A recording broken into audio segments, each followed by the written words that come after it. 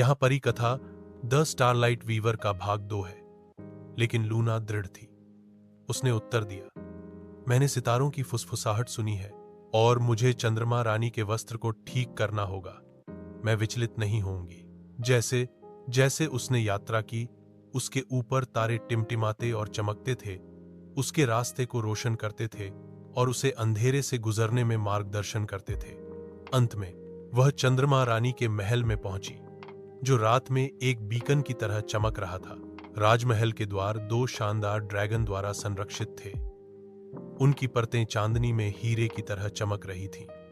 लेकिन जब उन्होंने लूना को देखा तो उन्होंने अपना सिर झुकाया और एक स्वर में कहा, स्वागत है स्टारलाइट वीवर, हम आपका इंतजार कर रहे थे।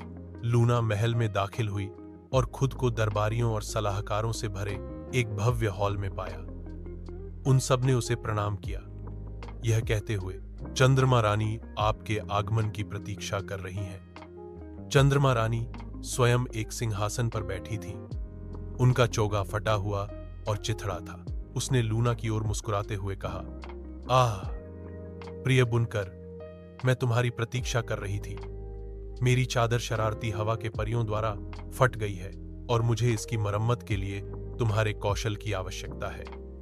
लूना तुरंत काम पर लग गई। चांदी और सोने का एक कपड़ा बुन रही थी जो स्वयं सितारों की तरह चमकता था। जैसे ही उसने काम किया, सितारों की फुसफुसाहट ने उसके हाथों का मार्गदर्शन किया और कपड़े जादू से जीवंत हो उठे। जब चोगा बन गया तो चंद्रमा रानी ने इसे पहन लिया और उसकी चमक से महल भर गया। दरबारियों और सलाहकारों ने जयकार किया और महल के द्वारों के बाहर के ड्रैगन खुशी से दहाड़े। Subscribe for part 3।